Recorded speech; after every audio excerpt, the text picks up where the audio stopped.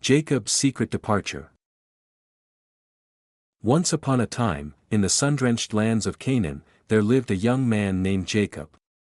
His life had been marked by cleverness and cunning, and he had just tricked his older brother Esau out of the blessing of their father, Isaac. The air was thick with tension, for Esau's anger burned like a desert fire. One day, Jacob's father called him close and said, "My son, take a journey to Paddan Aram, to the household of my brother Laban. There, you shall find a wife among my kin. May the Lord bless you and keep you safe." With a mixture of excitement and trepidation, Jacob obeyed, leaving behind the familiar hills of Canaan. The sun dipped low as he began his journey, and the earth seemed to whisper secrets of adventures yet to come. The road through the wild.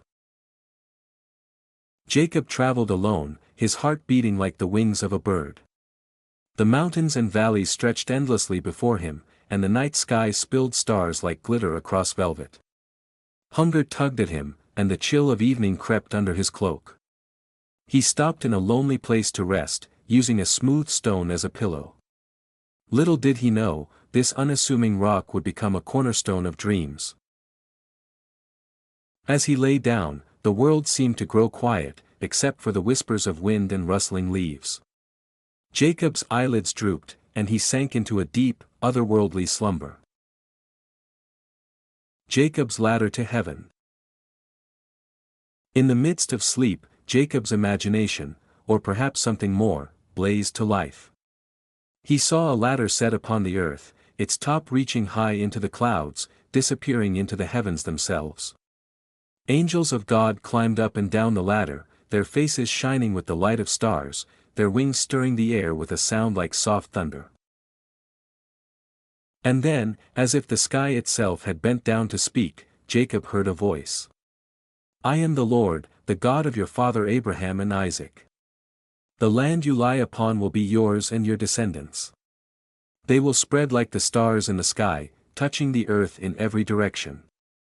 I am with you, and I will watch over you wherever you go.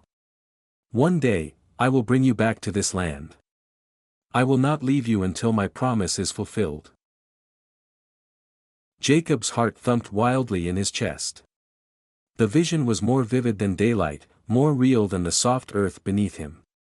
It was a bridge between heaven and earth, a whisper of eternity that wrapped around his soul. Jacob's awe and vow. When morning came, Jacob awoke, the warmth of sunlight painting the hills in gold.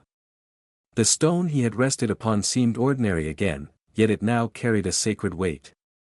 "Surely," he said aloud, "the Lord is in this place, and I did not know it." His voice trembled with awe.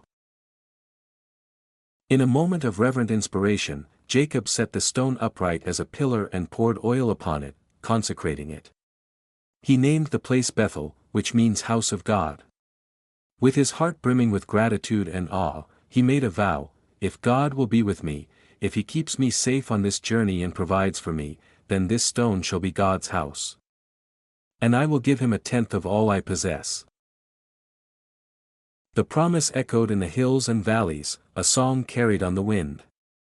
Jacob felt that his life had changed forever, a divine thread had been woven into the fabric of his journey, and he could never see the world in the same way again. A journey transformed.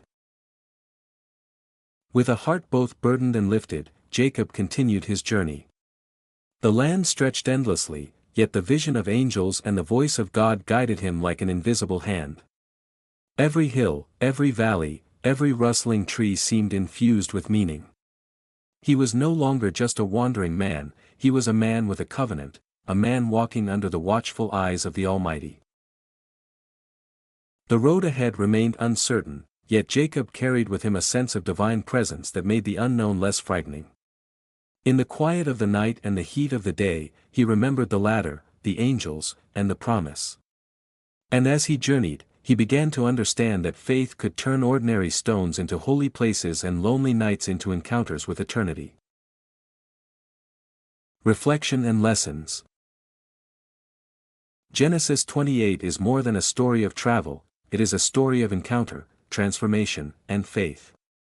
Jacob's journey shows us that life often requires stepping into the unknown, leaving behind comfort and familiarity. The dream of the ladder symbolizes a bridge between the human and the divine, reminding us that God's presence is not confined to temples or cities but can appear in the most unexpected places. Jacob's vow teaches the importance of gratitude and commitment. By dedicating his life and possessions to God, he acknowledges that blessings carry responsibility. His experience invites readers to see the sacred in the ordinary, to recognize that even a simple stone can become a place of revelation when touched by faith. Ultimately, this chapter encourages courage, trust, and awareness. It shows that when we are guided by divine promises and keep our hearts open, even solitary journeys can lead to transformative encounters, and even uncertain paths can become holy journeys.